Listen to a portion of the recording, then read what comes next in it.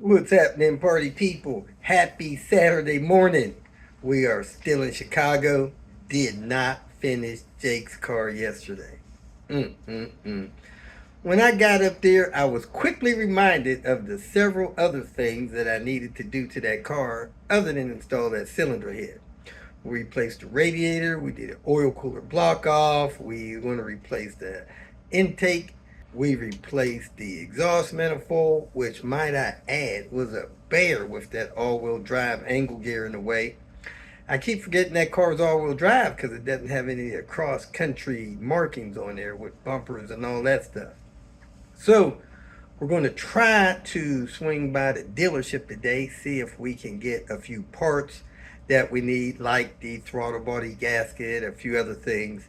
Oil pan gaskets, I think that oil pan needs to come down and get that thing fixed up. Flush that oil pan out.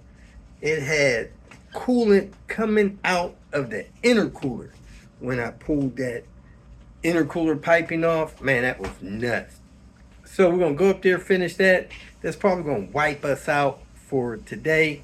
And then we got to dash to Cincinnati, take care of something tomorrow and Monday, and we'll be back up here Tuesday morning.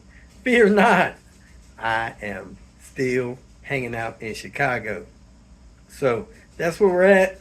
And man, this video has a lot of stuff that I did to Pepper, trying to mostly figure out where the heck that water was coming from that was getting into that car. Finally figured that out, so I got all that footage. So thanks for watching.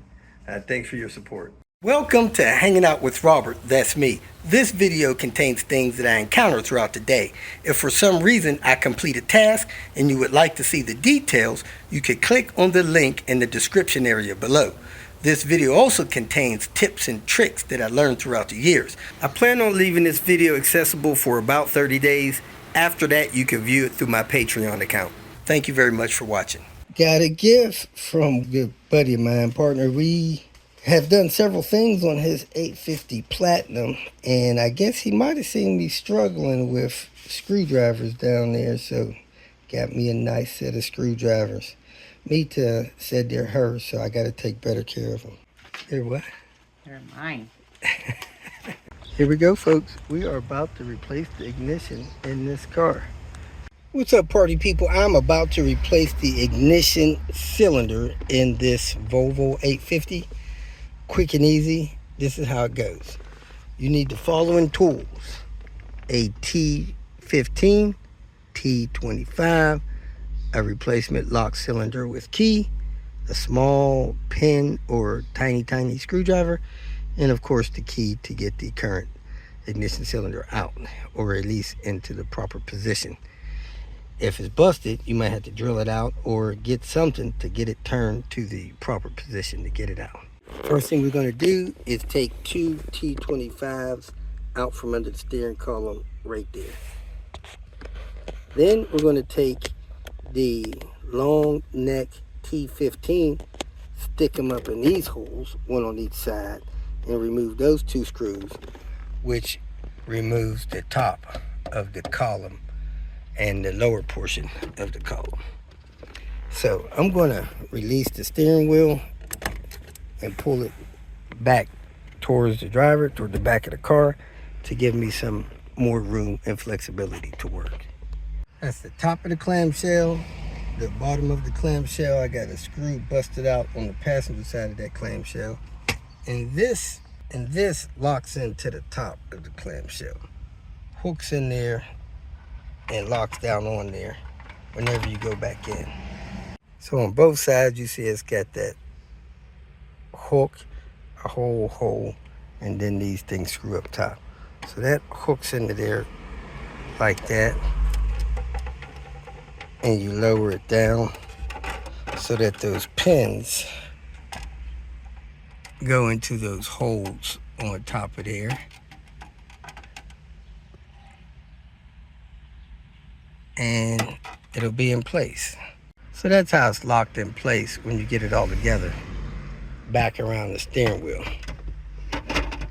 Next, I'm going to take this loose out of the way because I can't get to the pin on the hole. with this wiper stalk in the way. So there's a T25 down there and a T25 right there to get this moved out of the way. You don't have to unplug it, just have to take the 2 bolts loose, swing it out of the way. Once that is out of the way, you take the key or whatever you're going to use and you turn it to position 1. Stick it in there, turn it to position 1. Next, you take your pin or whatever, stick it in this hole right here, and you push down on the clip ring. You can feel it spring load. Push down on that and then pull the key out with the ignition barrel. So there you have it. The ignition barrel is out. This is a newer one, so it's in really good shape. Then you take your replacement one, slide it in the barrel until it locks in place. Need to put it to position 1. Slide it in place, turn the key, pull it out. It is now locked in position.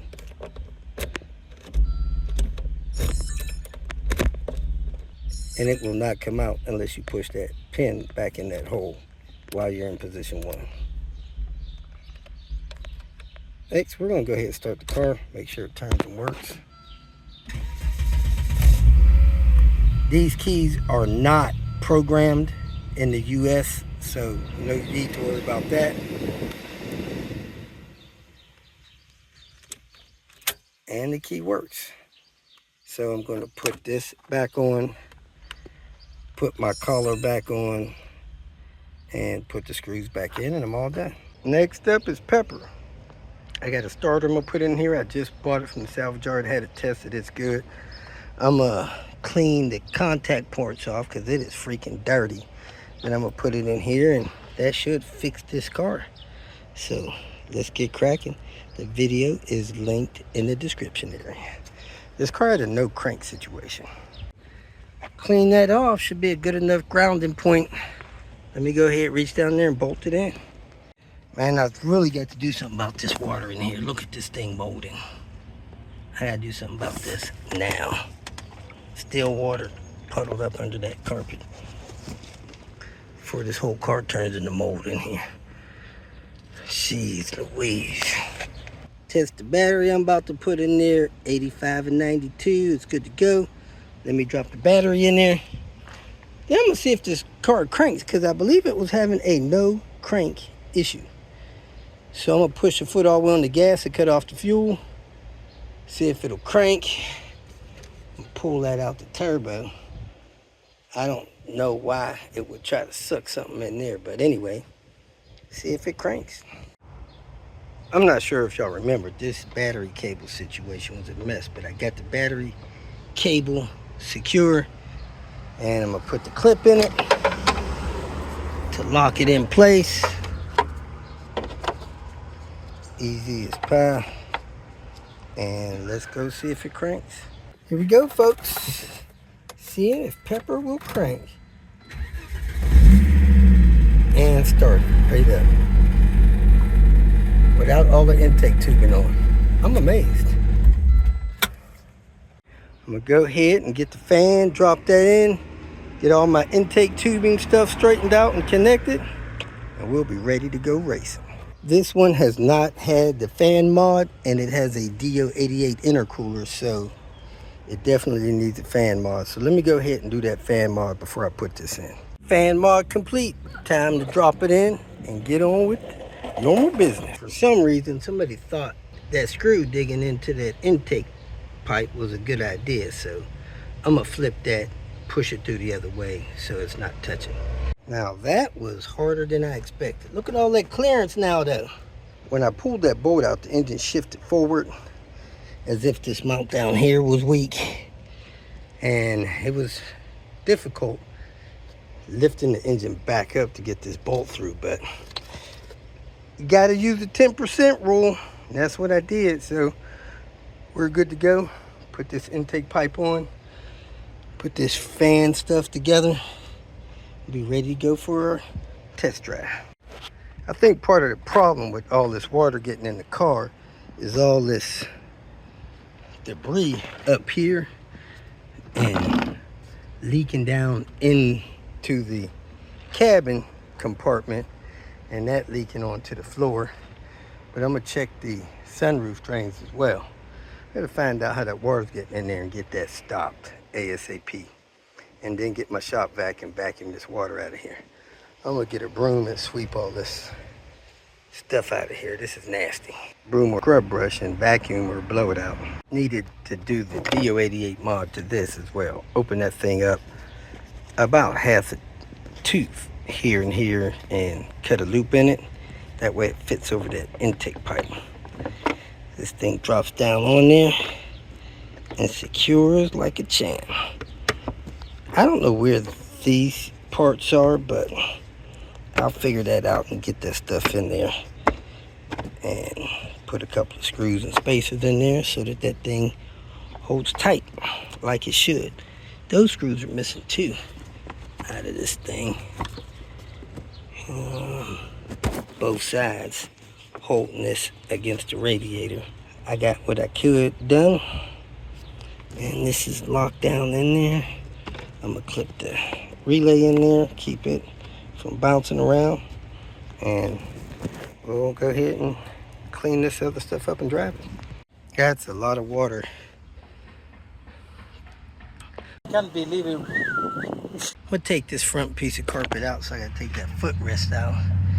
Get this carpet out of here. Need to take the back out too. I don't know if I got time for that. But let me get this carpet out of here and clean it up best I can and put it on the path to drying and try to figure out where it's coming from. Pulled the seat, vacuumed all of the water that I could out of the driver's side. Hadn't gone over to the passenger side yet, and I haven't messed with this carpet yet. So this carpet is nasty. Really needs to be power washed. So that's what I'm probably going to do. Pull out my power washer. Let's open this up. See how much water we get out of there.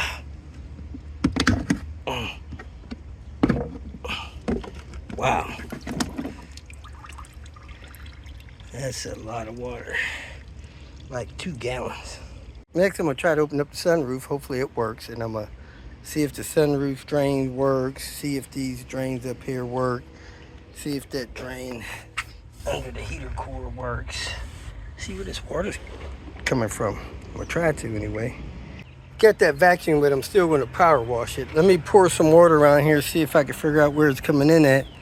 And then I'm going to put a dehumidifier in here and run it for however many days it takes for that dehumidifier to stop picking up moisture. So let me go ahead and try to open this sunroof and get some water here, see if these sunroof drains are clogged. Man, that sunroof opened up easy and it sounded good. So let me go get some bottled water and pour it down the corner of these sunroof drains, see if they drain out.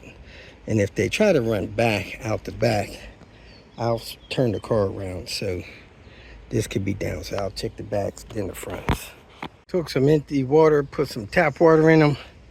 Now I'm going to pour water in this drain on this side. Sunroofs are not sealed. Water seeps past the outer side of the glass, falls into this track, and drains out the drains, all 4 corners. So if I pour water in here, it should pour out somewhere near the back wheel. So let me go ahead and pour about a half a bottle of water in there. Really shouldn't need to pour that much, about 2-3 ounces, and I should be able to see this water come out down there by the drain.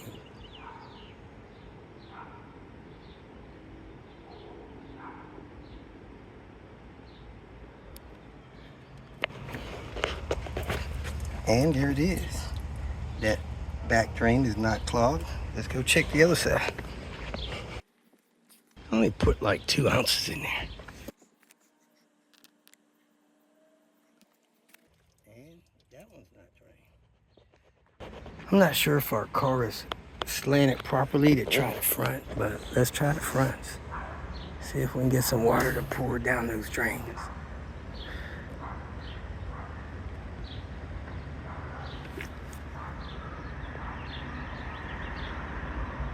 That should come out the front, near the front tire somewhere. Not out the floor of the car. So let me pour some more down there. See what happens.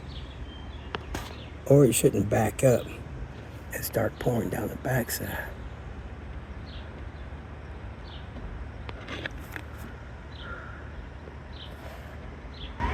See if I can find it. Draining out the front. Yep, I got some dripping out the front. Let me make sure it ain't running on the inside of the car. It is wet down there. But I don't know if that's new wetness or old wetness. Let me try the other side. So that's coming down there, which is kind of an indication that it's coming through the drain, which will be a good thing. So next up, we want to see if these guys think windshields. This windshield's leaking somewhere.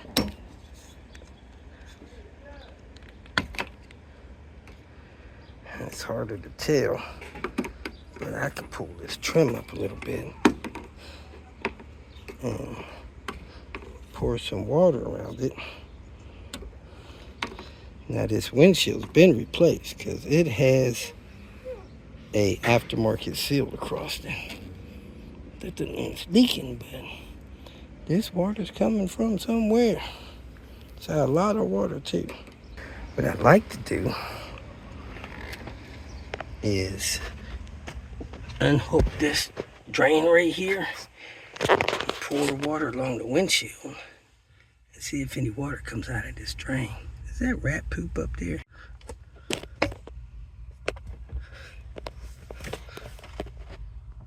Maybe not. But anyway, whenever you run the AC, water from the evaporator is supposed to drain out here. But if water's getting inside that box from outside because of a windshield leak or something, that could be a problem. Man, there's a lot of water right here on this thing right here. The heck is that water coming from? Probably best thing to do is to have somebody spray the windshield and me sit in here and see if water's dripping under this gosh dang dash. Let me dry that up and see if I can get that to fill back up from somewhere. Well, this car didn't have any AC because of an evaporator leak, so it shouldn't be coming out of that drain. Let me go ahead and pour some water along this windshield, see if I can find some dripping in there. It rains a lot around here, so may not be a problem in the desert. It will definitely be a problem around here. I'm not sure if I really need to add some detergent to this, but usually power washing washes everything away. So I'm gonna think about that for a minute or two and finish power washing this carpet. I saturated the carpet with some antibacterial pine salt type home spray stuff. Hopefully it won't fade the carpet or anything. I'm gonna let that sit about 15 minutes. In the meantime, I'm going to spray this windshield down and see if I could build some water up on the inside. Let me check the inside, make sure it still looks somewhat dry in here. No water puddling anywhere in here. So we're gonna go ahead and wet the, a little bit, push in there, I can get a little puddling, but it's not obvious puddling. So let me wet this windshield and sunroof and see if I can get some water to start dripping in here somewhere. I'm wetting my windshield because the inside of this car is getting very wet. And now I see condensation building up on the inside of the windshield as I spray it. Do you guys think it's possible that the windshield is leaking? Or may I have some drains under the window cowl that's clogged up and letting water seep in there? Let me pull this cowl off. Pull this up, even though they got some weird wire running through it. Trying to see if there's a bunch of water puddling up down there, maybe causing this leak. And I think there's supposed to be a drain over there.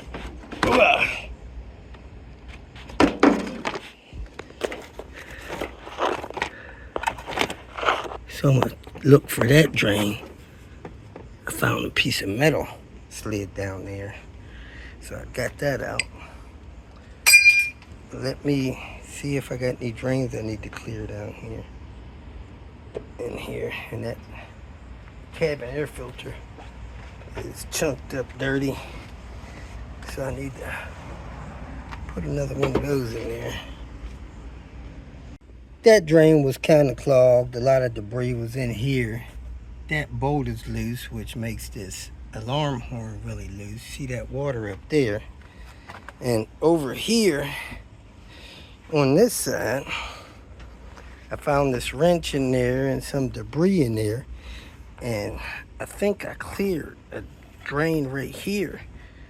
This thing is 3 feet long, and now I got water draining under the car. So there's another metal clip in there, but I think that was clogged, which may have been an issue as well. There's a lot of kind of like mud in here. I need to get that. I'm moving it now, and it's moving 2 inches away. So let me see if I can get some of this stuff out of here. I'm gonna go get my Milwaukee vacuum cleaner and try to get some of this sucked out of here. I got debris down there. I'm thinking with this drain clogged under the fuse panel, that would allow water to drain under the car, it was filling up here and running in the fuse panel. So I'm gonna rinse this down a little bit with some water and make sure that stays clear, and vacuum this out as best I can with my Milwaukee vac all the way across here, and put this back together. Go get my dehumidifier and start running it. It's my little dehumidifier I run in the basement. That thing fills up with water in the basement in about a week. So I'm thinking this should suck this car dry in a day or two. So I got it running. I'm gonna leave it like that.